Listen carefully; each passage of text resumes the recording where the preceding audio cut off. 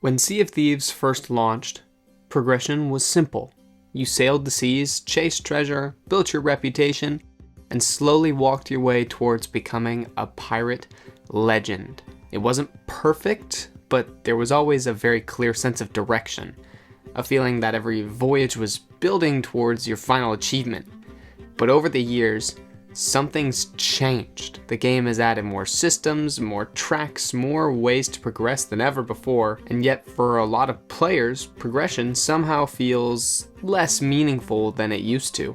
Not because there's nothing to work towards, but because it's getting harder to tell what any of it is actually for. This is going to be my fourth installment into a new series I've started where we talk about all of the biggest problems facing Sea of Thieves using feedback from my comments section, and then we figure out how to fix it. We've already talked about the seasonal update cadence, the death of PvP, and the broken economy, so if you want to check out any of those, they'll be linked above. And if you want your feedback to be used in these videos, make sure to subscribe so you don't miss any of my uploads. And leave your thoughts in the comments below at any point during the video. Now let's go ahead and jump in. Sea of Thieves isn't like most other games. Rather than having one or two levels of progression to watch, maybe a skill tree or something like that, they have what feels like hundreds of different menus, including, but not limited to, trading company reputation, pirate milestones, ship milestones, guild progression, hourglass levels, seasonal passes, commendations, titles, and multiple different currency levels. And almost every one of these systems acts entirely independent from the others. Some are super grindy, some are far too easy, and they all have completely different leveling systems. So rather than working towards one clear goal, players are constantly switching focus between a bunch of completely unrelated progression systems, none of which clearly explain what is most important, what they should focus on, and what leads to meaningful uses of their time. Because let me say, a lot of this progression is an absolute waste of time. Almost none of the progression even matters anyway. Short of seeing a number on your screen go up, most of these systems offer rewards like trinkets, titles, small cosmetics, rings, or ship decorations, all of which can be nice, but none of them actually change the way you feel about your pirate. With few exceptions like the skeleton and ghost curses, none of these rewards really advance the story of your pirate or the way you play the game in any special ways. Sea of Thieves wasn't always like this though. They used to have a pretty significant endgame in mind, earning pirate legend. This used to take months of grinding, and when you got it, you had access to a whole new secret area, secret cosmetics, and a title that showed everyone that you were one of the pros now. Now, thanks to massive gold inflation, which I talked about in my last video, players can reach pirate legend in a single day if they try. The title has lost its prestige, and now the only true progression point for Sea of Thieves isn't really worth much at all. And with all these progression systems, the reward distribution is pitiful. Distinction rewards for emissaries are front-loaded before level 100, and after that there's nothing, whereas Hourglass gives you not a single thing until after level 100 in either faction. Neither of these are consistent. The grind is either too easy or too long. We need a constant flow of rewards as we progress through our games. But the worst part is that all the rewards you can earn from this progression are widely viewed as straight up inferior to what you can get by spending real money in the Pirate Emporium, which many of you said in my comments just feels like such a disrespect of our time. And it is! And it doesn't help that Sea of Thieves progression is almost strictly cosmetic either. Sea of Thieves avoids power progression to keep players on equal footing throughout their gameplay, which is a great concept, but it does provide some challenges as well. Because now, leveling up doesn't change your gameplay experience like most other games do. You still do all the same activities with all the same tools. It's just a matter of how dripped out you are. This really makes progression feel horizontal rather than transformative to your experience. The progression systems in Sea of Thieves don't feel like they really align with how the sandbox works at all.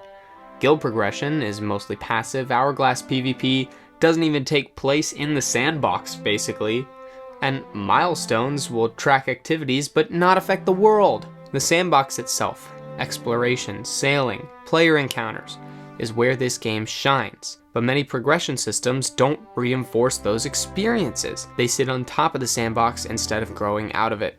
So, how do we fix progression in Sea of Thieves? This is hard because we don't want to do too much resetting. That would be wrong to the people who have already put in so much work. But reading your guys' comments, I think I have the general idea. First, we need to reestablish some kind of end goal, something above Pirate Legend that feels worthwhile. Perhaps a Pirates Hall of Fame or some other kind of definitive long-term prestige path for players to work towards, and make sure that it is worth earning. Then we need to consolidate leveling systems, make it easy for people to find what they want to do, merge milestones and commendations, reduce overlapping reputation systems, and focus on fewer progression paths with better rewards. Then we need to improve the reward tracks for these leveling systems, more ship sets, more things that set them apart from what you can find in the Pirate Emporium to make the grind worth players' effort. We're going to want to design these new progression systems so that they reflect more feats. The progression systems mostly focus on time spent in the game right now and not actual achievements, but we're going to change that. Progression from stolen loot, ships sunk, etc. We want commendations to feel legendary. And lastly, we're going to really want to tie our progression system into the sandbox, risk-based rewards, bonuses on emergent gameplay, and progression tied to player interactions in all forms. Now I won't lie, these are some pretty ambitious changes, and not a lot of them may be possible without a complete reboot. But I think this is the kind of image Rare should be looking for when adjusting their progression systems. It needs a clearer journey, bigger milestones, and rewards that actually feel legendary. When you take a step back and look at everything we've talked about in this series, the seasonal instability, the fractured PvP structure, the inflated economy, and the scattered progression systems, a pattern starts to appear. None of these problems exist in isolation. They all trace back to the same root issue. Sea of Thieves has slowly drifted away from the systems that gave it its meaning. The sandbox. Seasons rotate instead of building. PvP is on demand instead of emerging naturally. Gold flows endlessly without any purpose, and progression spreads across dozens of menus without leading you anywhere in the world. And when those systems lose direction, the sandbox, the thing that made Sea of Thieves special in the first place, begins to lose its tension, its stakes, and its sense of adventure. But the encouraging part is that all of these problems aren't unsolvable. They don't require reinventing Sea of Thieves, they require some refocus, strengthen progression, so players have something lasting to pursue, repair the economy, so treasure actually matters again, design systems that reinforce the sandbox instead of replacing it, and commit to permanent, meaningful updates rather than the temporary seasonal churn. If Rare can realign those core ideas, the magic that made Sea of Thieves unforgettable doesn't need to be recreated, because it's still already there, it's just waiting beneath the surface. Because Sea of Thieves was never just about gold or cosmetics or grinding reputation. It was about the moment two ships spotted each other on the horizon, and neither crew knew how the story would end. It is about risk, choice, tension, the feeling that anything could happen on the open sea. If Rare can rebuild the systems that support that feeling, the legends will come back naturally. And if they can't, then it won't matter how many seasons, currency, or cosmetics get added next. Hey guys, thank you so much for watching today's video. If you liked it and you haven't already, subscribing to the channel would mean the world, so you can be a part of all of our discussions and this awesome community we have going. This video is kind of where I imagine this series ending, but if there's another issue that you want me to dive into, I absolutely will.